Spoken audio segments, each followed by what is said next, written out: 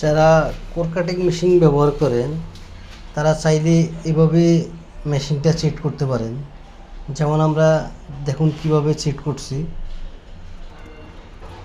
এটা হলো একটা জগ, উপরে কাট দিয়ে দিছি আর নিচে এই জগটা বডির সাথে ফিট করে দিছি।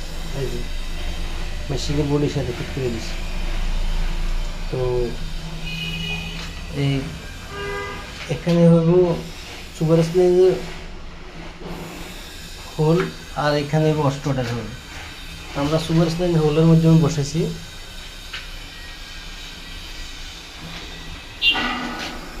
তো আপনারা চাইলে এভাবে জগ দিয়ে মনে করেন যে কোর কাটিং মেশিন বসাইতে পারেন।